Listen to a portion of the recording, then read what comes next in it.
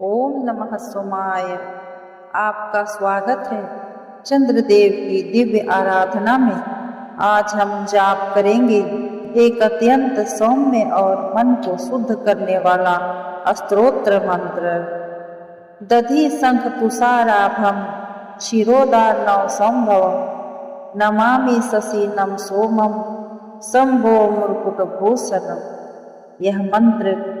चंद्रदेव के सुख, सौंदर्य, शांति और शिव के साथ संबंध को प्रकट करता है। चंद्रदेव का वर्णन यहाँ दही, शंख और हिम जैसे उज्जवल प्रकाश से किया गया है, जो मन, वाणी और विचारों को शुद्ध करता है। यह स्तुति उन लोगों के लिए है जो मानसिक अशांति से जूझ रहे हैं, चंद्र दोष से पीड़ित हैं, चंद्र ग्रह की शांति व सुंदरता को आत्मसात करना चाहते हैं, शिव उपासना से जुड़े हुए हैं।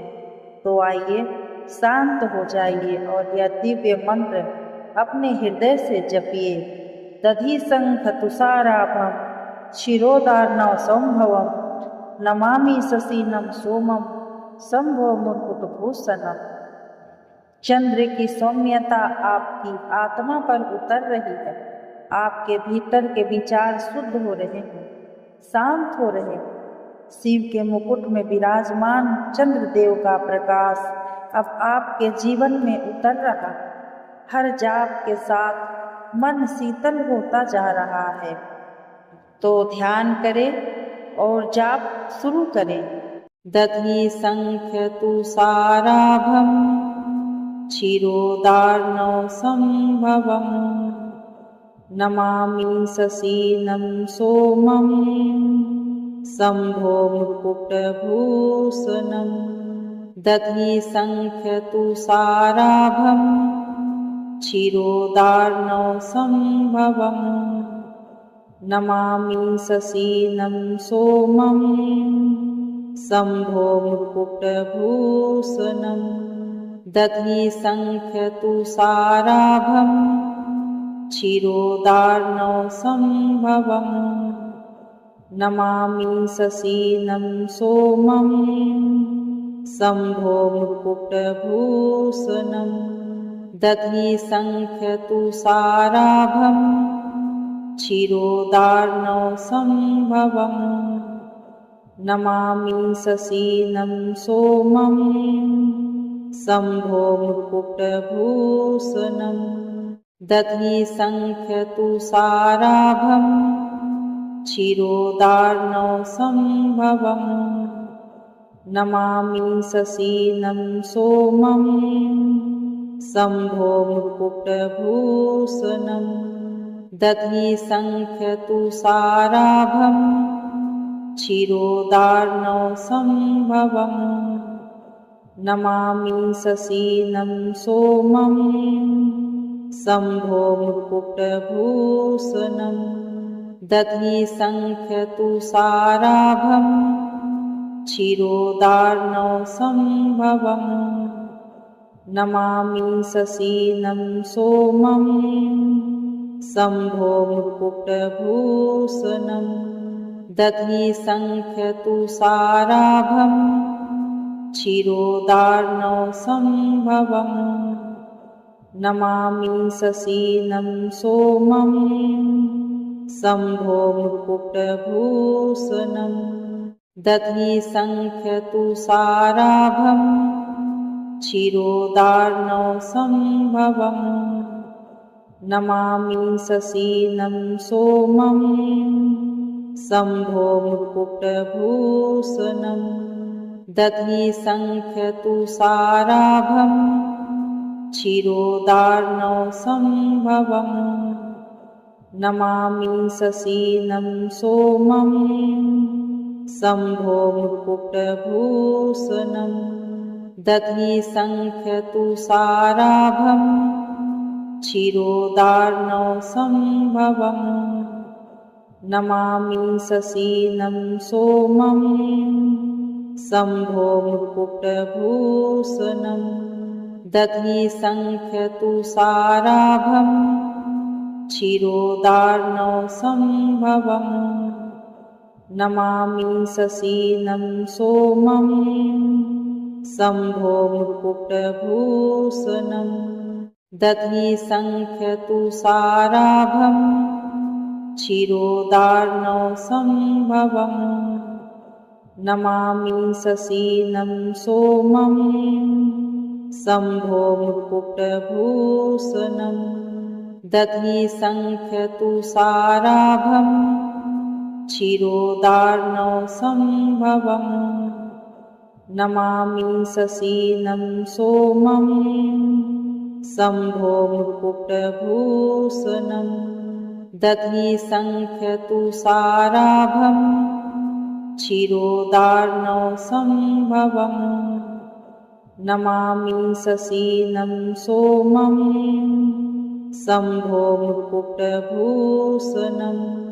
दधिशङ्खतुषाराभम् क्षीरोदार्णवसम्भवम् नमामि शशीनं सोमं शम्भो मुकुटभूषणम्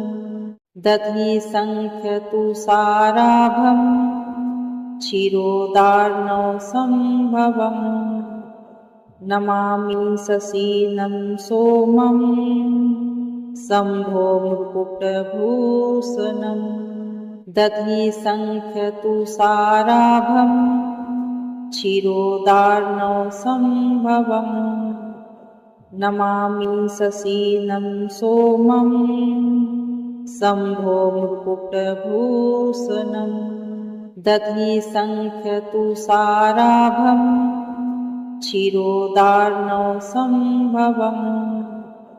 नमामि शशीनं सोमं शम्भो मुकुटभूषणम् दधिशङ्खतुषाराभम् क्षीरोदार्णवसम्भवम् नमामि शशीनं सोमं शम्भो मुकुटभूषणम् दधिशङ्खतुषाराभम् क्षीरोदार्णवसम्भवम् नमामि शशीनं सोमं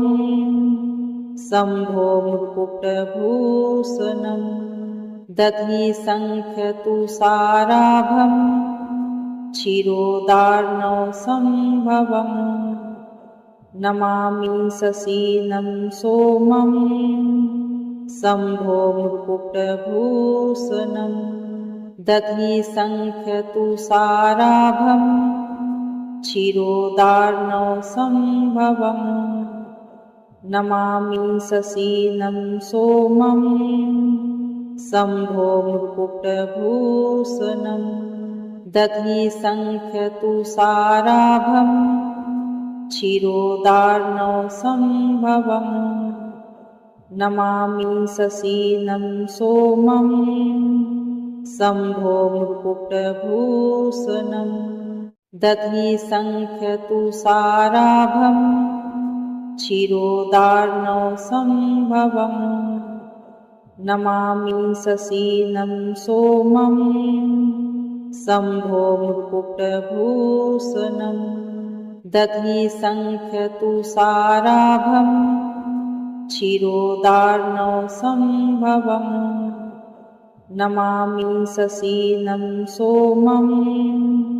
शम्भो मुकुटभूषणम् दधिशङ्खतुषाराभम् क्षीरोदार्णवसम्भवम्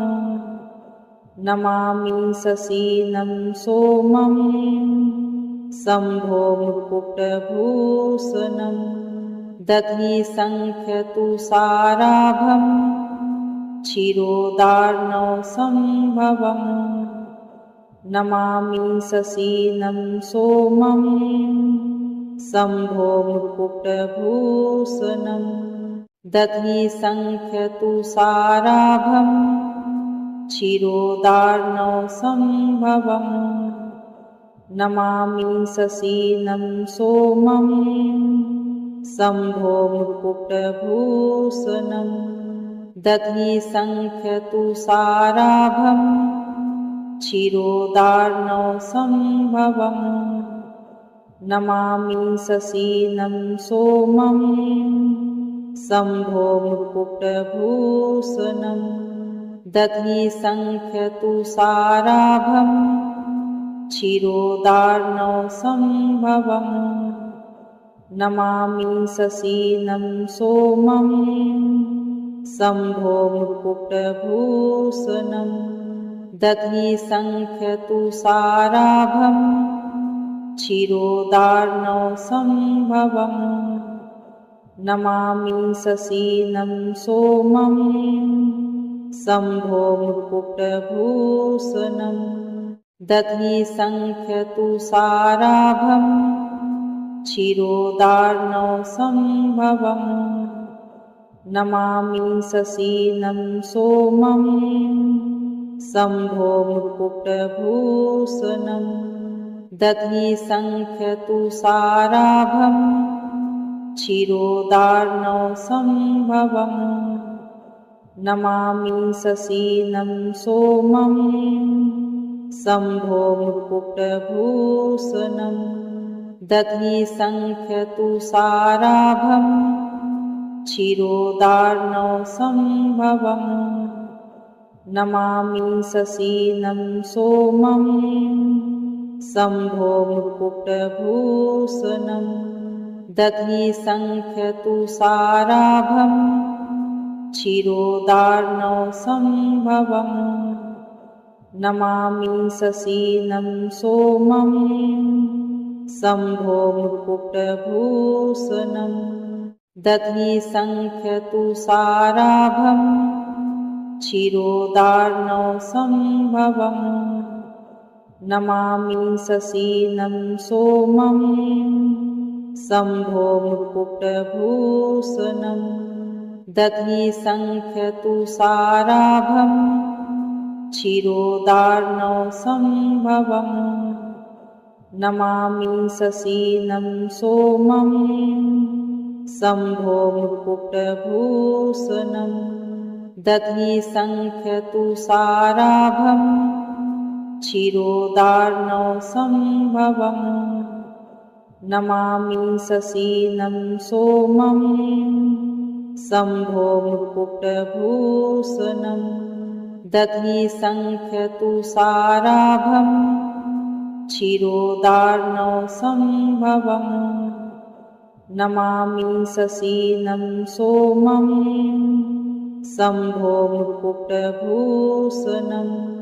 दधिशङ्खतुषाराभं क्षीरोदार्णवसम्भवम् नमामि शशीनं सोमं शम्भो मुकुटभूषणं दधिशङ्खतुषाराभं क्षीरोदार्णवसम्भवम् नमामि शशीनं सोमं शम्भो मुकुटभूषणं दधिशङ्खतुषाराभं क्षीरोदार्णवसम्भवम् नमामि शशीनं सोमं शम्भो मुकुटभूषणं दधिशङ्खतुषाराभं क्षीरोदार्णवसम्भवम् नमामि शशीनं सोमं शम्भो मुकुटभूषणं दधिशङ्खतुषाराभं क्षीरोदार्णवसम्भवम् नमामि शशीनं सोमं शम्भो मुकुटभूषणं दधिशङ्खतुषाराभं क्षीरोदार्णवसम्भवम् नमामि शशीनं सोमं शम्भो मुकुटभूषणं दधिशङ्खतुषाराभं क्षीरोदार्णवसम्भवम् नमामि शशीनं सोमं शम्भो मुकुटभूषणं दधिशङ्खतुषाराभं क्षीरोदार्णवसम्भवम् नमामि शशीनं सोमं शम्भो मुकुटभूषणं दधिशङ्खतुषाराभं क्षीरोदार्णवसम्भवम् नमामि शशीनं सोमं शम्भो मुकुटभूषणं दधिशङ्खतुषाराभं क्षीरोदार्णवसम्भवम् नमामि शशीनं सोमं शम्भो मुकुटभूषणं दधिशङ्खतुषाराभं क्षीरोदार्णवसम्भवम् नमामि शशीनं सोमं शम्भो मुकुटभूषणं दधिशङ्खतुषाराभं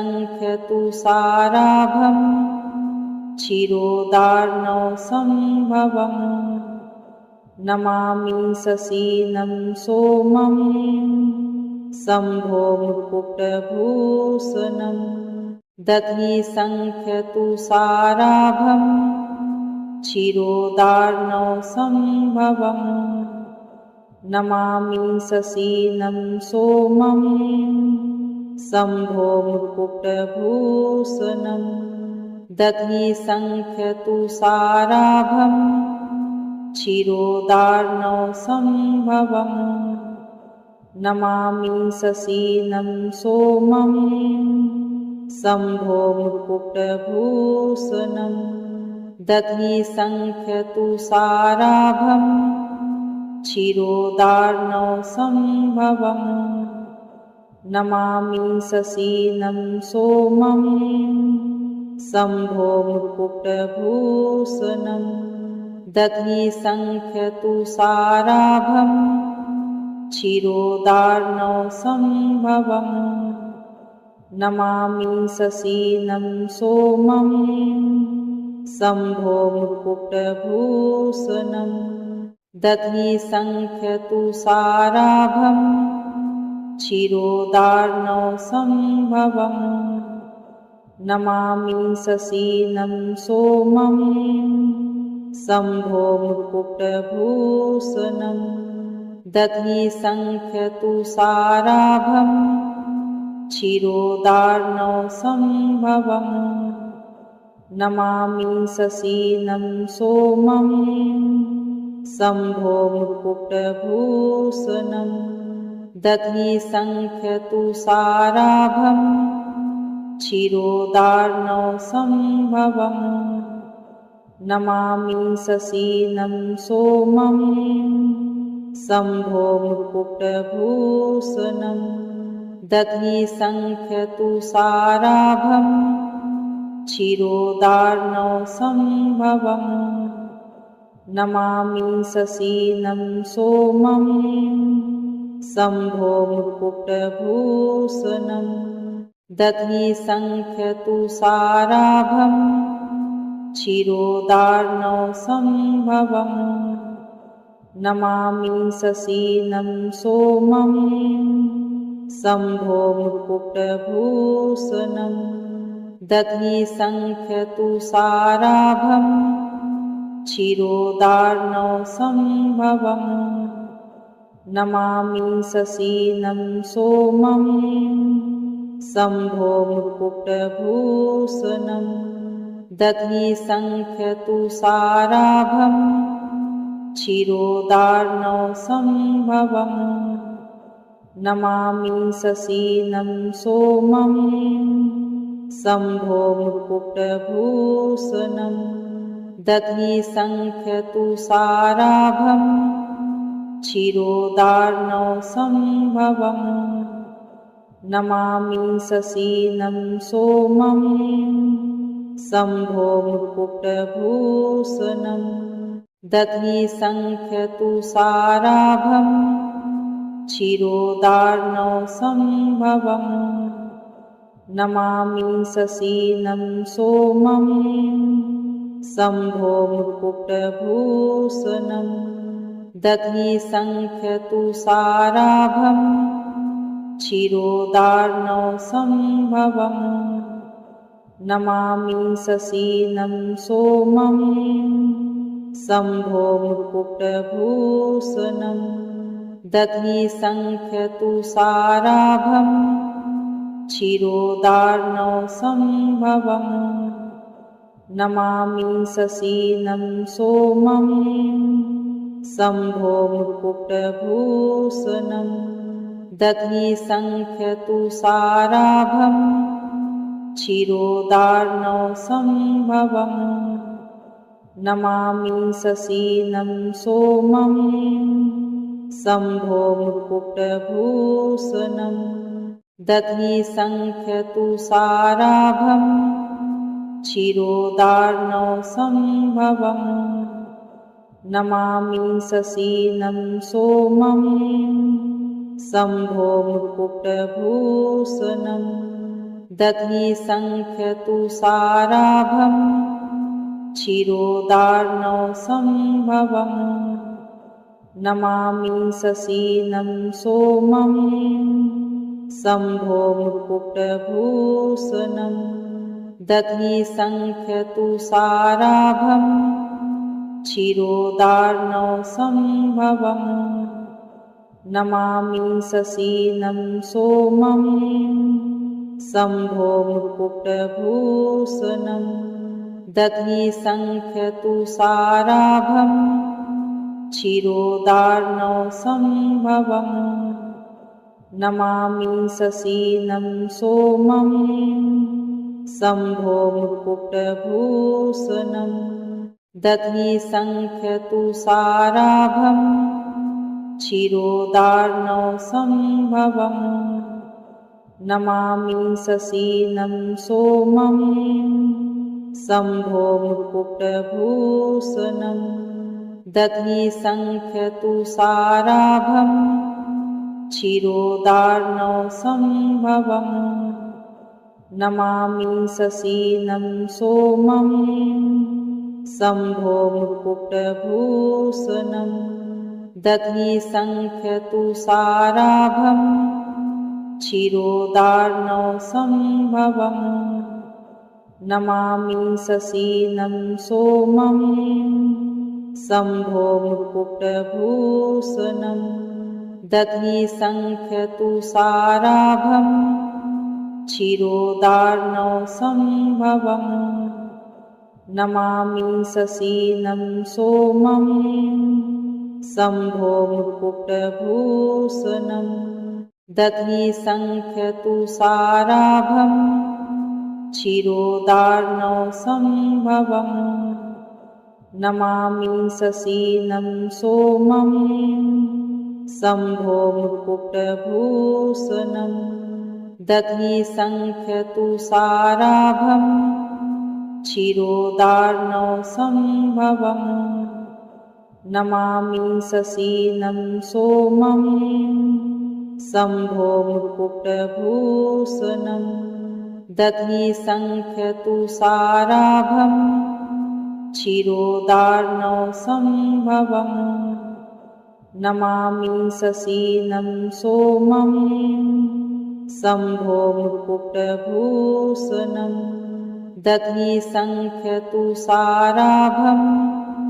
क्षीरोदार्णव सम्भवम् नमामि शशीनं सोमं शम्भो मुकुटभूषणं दधि शङ्खतुषाराभं क्षीरोदार्णव सम्भवम्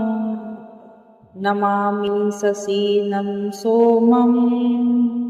शम्भो मुकुटभूषणं दधि शङ्खतुषाराभं क्षीरोदार्णव सम्भवम् नमामि शशीनं सोमं शम्भो मुकुटभूषणं दधि शङ्खतुषाराभं क्षीरोदार्णव सम्भवम् नमामि शशीनं सोमं शम्भो मुकुटभूषणं दधि शङ्खतुषाराभं क्षीरोदार्णवसम्भवम् नमामि शशीनं सोमं शम्भो मुकुटभूषणम् दधिसङ्ख्यतुषाराभं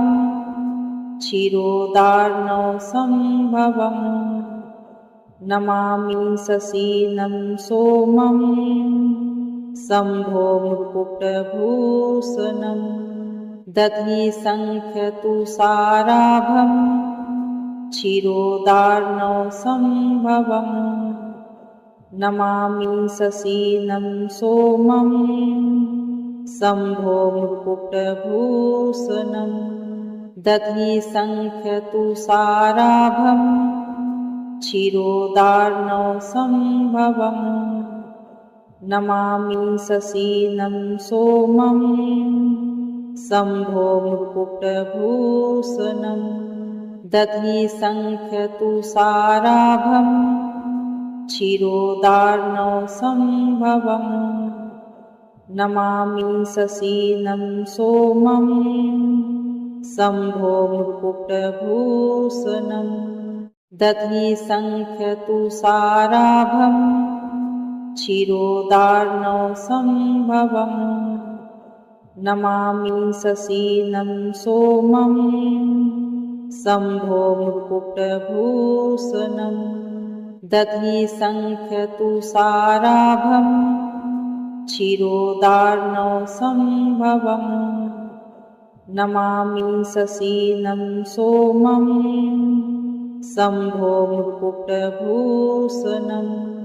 दधिसङ्ख्यतुषाराभं क्षीरोदार्णवसम्भवम्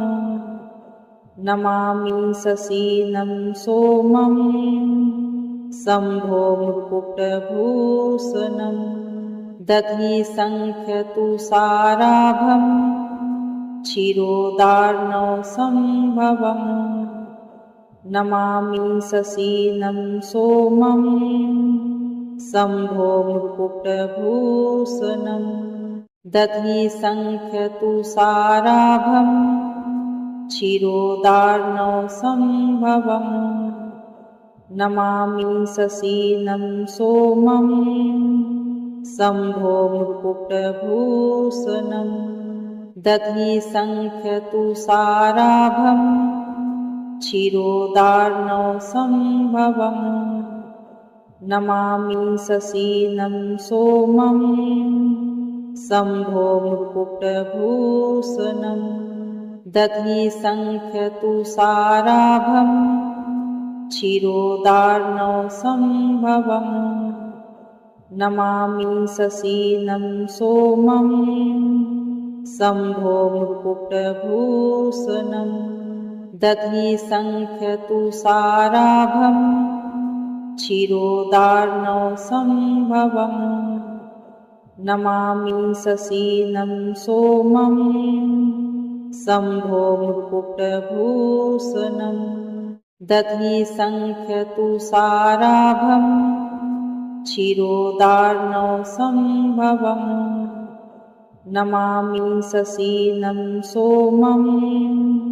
शम्भो मुकुटभूषणम् दधिसङ्ख्यतुषाराभं क्षीरोदार्णवसम्भवम् नमामि शशीनं सोमं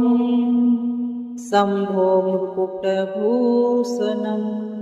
दधिसङ्ख्यतुषाराभं क्षीरोदार्णवसम्भवम् नमामि शशीनं सोमं शम्भो मुकुटभूषणम् दधिसङ्ख्यतुषाराभं क्षीरोदार्णवसम्भवम् नमामि शशीनं सोमं शम्भो मुकुटभूषणम् दधिसङ्ख्यतुषाराभं क्षीरोदार्णवसम्भवम् नमामि शशीनं सोमं शम्भो मुकुटभूषणम् दधिसङ्ख्यतुषाराभं क्षीरोदार्णव संभवम् नमामि शशीनं सोमं शम्भो मृकुटभूषणम् दधि शङ्खतुषाराभम् क्षीरोदार्णव संभवम् नमामि शशीनं सोमं शम्भो मृकुटभूषणम् दधि शङ्खतुषाराभम् क्षीरोदार्णव संभवम् नमामि शशीनं सोमं शम्भो मृकुटभूषणम् दधि शङ्खतुषाराभम् क्षीरोदार्णव संभवम् नमामि शशीनं सोमं शम्भो मृकुटभूषणम् दधि शङ्खतुषाराभम् क्षीरोदार्णव संभवम् नमामि शशीनं सोमं शम्भो मृकुटभूषणम् दधि शङ्खतुषाराभम् क्षीरोदार्णव संभवम् नमामि शशीनं सोमं शम्भो मृकुटभूषणम् दधि शङ्खतुषाराभम् क्षीरोदार्णव संभवम् नमामि शशीनं सोमं शम्भो मृकुटभूषणम्। आपने अभी सुना चंद्रदेव का स्तोत्र मंत्र दधि शंख तुषाराभम क्षीरोदार्णव संभवम् नमामि शशीनं सोमं शम्भो मृकुटभूषणम्। यह मंत्र केवल स्तुति नहीं बल्कि मन भाव और चित्त को निर्मल करने की साधना है। यह मंत्र शिव भक्तों के लिए विशेष है क्योंकि चंद्रदेव स्वयं शंभु के मुकुट में विराजते हैं। इस मंत्र को प्रतिदिन रात को सुने, विशेषकर सोमवार को, और अनुभव करें शांत, शुद्ध और संतुलित जीवन।